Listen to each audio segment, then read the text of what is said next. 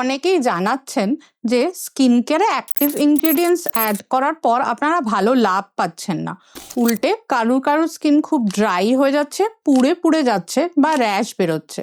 কিন্তু এই ধরনের প্রবলেম আপনাদের কেন হচ্ছে সেইটা ডিসকাস করতেই আমি আজকের এই ভিডিওটি বানিয়েছি।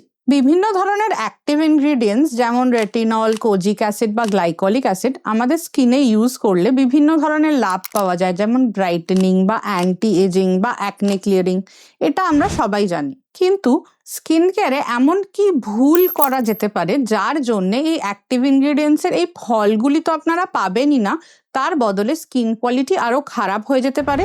যে কোনো অ্যাক্টিভ ইনগ্রিডিয়েন্টস তার অ্যাকশন দেখানোর জন্য আমাদের ত্বকের স্বাভাবিক কোষগুলিকে তাদের লাইফস্টাইল বা লাইফ সার্কেল থেকে কিছুটা বিচ্যুত করে দেয়। যেমন গ্লাইকলিক অ্যাসিড সেলসগুলিকে তাড়াতাড়ি এক্সফোলিয়েট হওয়ার জন্য ঠেলা দেয়, কিংবা রেটিনল সেলসগুলিকে বেশি করে কোলাজেন তৈরি করার জন্য ঠেলা দেয়। এই এক্সট্রা কাজগুলি আমাদের ত্বক কোষ তখনই করতে পারবে যখন তারা নিজে সুস্থ এবং স্বাভাবিক থাকবে। যদি কোনোভাবে এই কোষগুলির জীবনী শক্তি আগের থেকেই কম থাকে, তবে হাজার ঠেলা মারলেও কিন্তু আপনি এই অ্যাক্টিভ ইনগ্রিডিয়েন্টসের এক্সট্রা উপকারগুলি তার থেকে নিতে পারবেন না। তাই অ্যাক্টিভ ইনগ্রিডিয়েন্টস ব্যবহার করার আগে আমাদের নিশ্চিত হতে হবে যে আমাদের ত্বকের ব্যারিয়ার লেয়ার এবং ভিতরের কোষগুলি সুস্থ এবং তরতাজা আছে, যাতে তারা ঠিকভাবে কাজ করতে পারে। কিন্তু এই ব্যাপারটা আমরা কিভাবে এনশিওর করতে পারি? আমাদের দৈনন্দিন স্কিন কেয়ার রুটিনকে ঠিক করে। তাহলে কখন আপনি বুঝবেন যে আপনার স্কিন অ্যাক্টিভ ইনগ্রিডিয়েন্টস শুরু করার জন্য উপযুক্ত নয়? যে কোনো অ্যাক্টিভ ইনগ্রিডিয়েন্ট প্রথম 1-2 বার মুখে লাগানোর পর যদি আপনার মুখে জ্বালা করে, লাল হয়ে যায় বা পুড়ে পুড়ে যায়, তবে সেই অ্যাক্টিভ ইনগ্রিডিয়েন্ট কখনোই ডাইরেক্টলি আপনি স্কিন কেয়ারে কন্টিনিউ করবেন না। যদি আপনার ত্বক খুব বেশি ড্রাই হয়, সারাদিন টান টান লাগে বা কুঁচকে কুঁচকে যায়, তবেও ডাইরেক্টলি স্ট্রং অ্যাক্টিভ তার উপর শুরু করা উচিত নয়। যদি আপনার মুখ থেকে হালকা হালকা স্কেলস বা ত্বক উঠছে, যাকে বলে এক্সফোলিয়েশন বা স্কেলিং, সেটা প্যাচিও হতে পারে আবার সারা মুখেও হতে পারে, তাহলে যে কোনো অ্যাক্টিভ শুরু করার আগে একবার ডার্মাটোলজিস্টের পরামর্শ নেবেন। আন্ডারলাইং অন্যান্য সমস্যা থাকতে পারে, যেমন সেবোরিক ডার্মাটাইটিস, যার ওপর অ্যাক্টিভ ইনগ্রিডিয়েন্টস লাগালে আপনার স্কিনের আরও বেশি ক্ষতি হতে পারে। তাই আগে একে ট্রিট করে নিয়ে তারপরেই অ্যাক্টিভ শুরু করা যাবে। একটি ইম্পর্টেন্ট জিনিস যা আমি আগের ভিডিওতে বলেছি আমাদের খেয়াল রাখা দরকার, তা হচ্ছে আমাদের স্কিনের প্রোটেক্টিভ ব্যারিয়ার লেয়ার। আমাদের ত্বকের উপরের স্তর, যাকে বলে স্ট্র্যাটাম কর্নিয়াম, এবং তার উপরে জমে থাকা কিছু ফ্যাটি অ্যাসিড ও লিপিডস মিলে আমাদের ত্বকের একটি প্রোটেক্টিভ ব্যারিয়ার তৈরি করে রাখে। এই ব্যারিয়ার আমাদের ত্বককে ধুলো, ময়লা, হার্শ কেমিক্যালস, পলিউশন ইত্যাদি থেকে কিছুটা প্রোটেক্টেড রাখে। অ্যাক্টিভ ইনগ্রিডিয়েন্টস অনেক সময় এই ব্যারিয়ারকে ড্যামেজ করে আপনার স্কিনকে বেশি সেন্সিটিভ করে দিতে পারে। তাই জন্য অ্যাক্টিভ ইনগ্রিডিয়েন্ট শুরু করার আগে আপনার এই ব্যারিয়ারকে ভালো করে মজবুত করে নিতে হবে। তাহলে অ্যাক্টিভ প্রোডাক্ট শুরুর সময় কয়েকটি স্পেসিফিক ধাপ আছে, যেগুলি ফলো করে যদি আপনি অ্যাক্টিভ ইনগ্রিডিয়েন্ট শুরু করেন, তবে আপনার স্কিনে এই ধরনের সমস্যা হবে না। আসুন দেখে নিই সেগুলি কি। প্রথমেই স্কিন ব্যারিয়ারের কোয়ালিটি ও স্কিনের কোয়ালিটি ঠিক রাখা এবং মেনটেন করা। যদি আপনার স্কিনের ড্রাইনেসের সমস্যা থাকে, তবে ডেইলি ব্যবহারের জন্য একটি জেন্টল ক্লেনজার ইউজ করবেন। কোনো এক্সফোলিয়েটিং বা ফোমিং ক্লেনজার ব্যবহার করবেন না, এতে ব্যারিয়ার ড্যামেজ হতে পারে। যদি আপনার স্কিন খুব অয়েলিও হয়, তবুও আপনার স্কিন টাইপ অনুযায়ী একটি ময়েশ্চারাইজার দিনে অন্তত 1 থেকে 2 বার ফেস ওয়াশের পরে ব্যবহার করতেই হবে। খেয়াল রাখবেন আপনার এই ময়েশ্চারাইজারের মধ্যে যেন হাইড্রেটিং এবং ইমোলিয়েন্ট ইনগ্রিডিয়েন্টস থাকে, যেমন সেরামাইজ, হায়ালুরনিক অ্যাসিড বা গ্লিসারিন। শুধুমাত্র তেল বা প্যারাফিন জাতীয় প্রোডাক্ট দিয়ে কিন্তু ময়েশ্চারাইজ করলে হবে না। ঘরের ভেতরে বা বাইরে যেখানেই থাকুন, নিয়মিত সানস্ক্রিন ইউজ করবেন এবং পসিবল হলে রিঅ্যাপ্লাইও করবেন। যখন অ্যাক্টিভ শুরু করছেন তার ইমিডিয়েট আগে বা পরে কয়েকদিন সানস্ক্রিন লাগানো অবস্থাতেও ডাইরেক্ট সান এক্সপোজার এড়িয়ে চলবেন। 2 নম্বর, অ্যাক্টিভ প্রোডাক্ট শুরু করার সময় আস্তে আস্তে বা গ্র্যাজুয়ালি ইন্ট্রোডিউস করুন।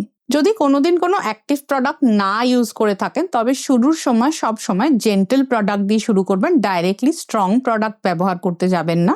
ত্বক যদি ড্রাই বা সেন্সিটিভ হয়, তবে আপনি 5% to 10% নায়াসিনামাইড বা পেপটাইডস দিয়ে নিজের স্কিন কেয়ারে অ্যাক্টিভ ইনগ্রিডিয়েন্টস ইন্ট্রোডিউস করতে পারেন।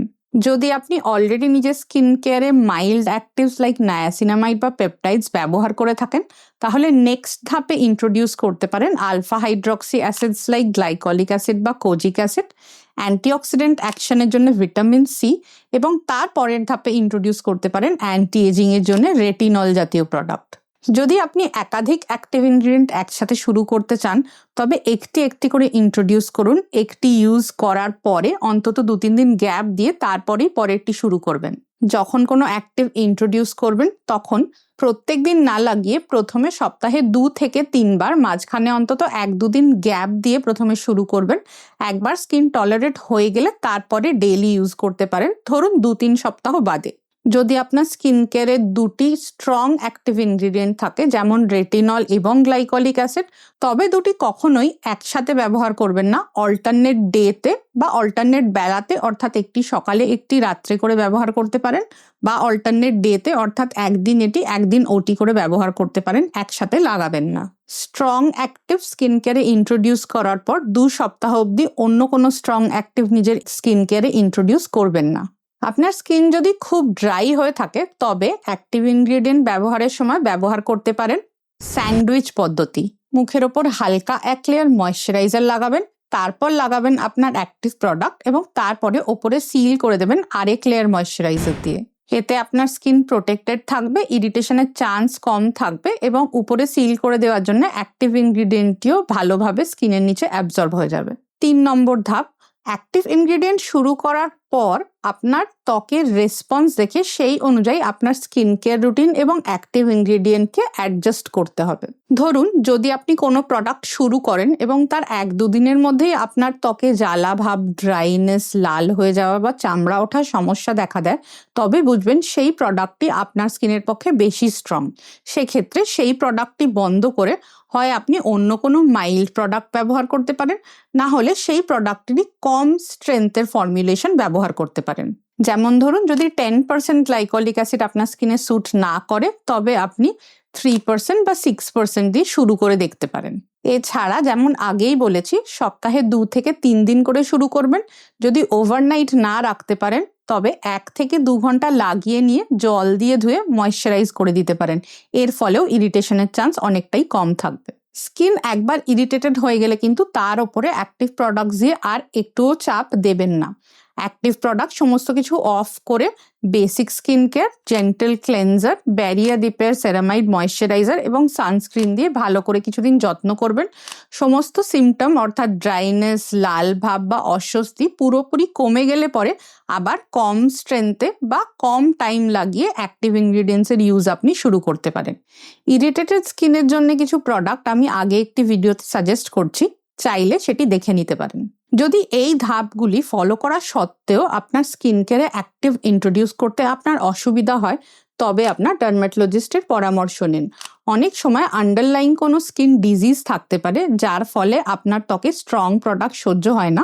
সেক্ষেত্রে সেই ডিজিজটির ট্রিটমেন্ট করে তবেই আপনি অ্যাক্টিভ প্রোডাক্ট ইন্ট্রোডিউস করতে পারবেন।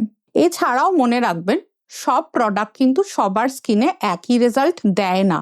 আপনার স্কিনের টাইপ, আপনার বয়স, আপনার ডেইলি লাইফস্টাইল সব কিছুর উপর ডিপেন্ড করে আপনার স্কিনে প্রোডাক্ট রেসপন্স ভ্যারি করতে পারে। আপনার পছন্দ মতো স্কিন কেয়ার রেজিমেন সেট করার আগে কিন্তু ট্রায়াল অ্যান্ড এরর করে বিভিন্ন ধরনের প্রোডাক্ট আপনাকে ঘুরিয়ে ঘুরিয়ে ব্যবহার করে দেখতে হতে পারে। একবার একটি স্কিন কেয়ার রেজিমেন সেট হয়ে গেলেও তারপরে বয়স, ওয়েদার বা লাইফস্টাইলের উপর চেঞ্জ করে কিন্তু মাঝে মাঝে সেটি পরিবর্তনও করতে হতে পারে। সেই জন্য নিজের স্কিন কেয়ার রুটিন সবসময় ফ্লেক্সিবল রাখবেন।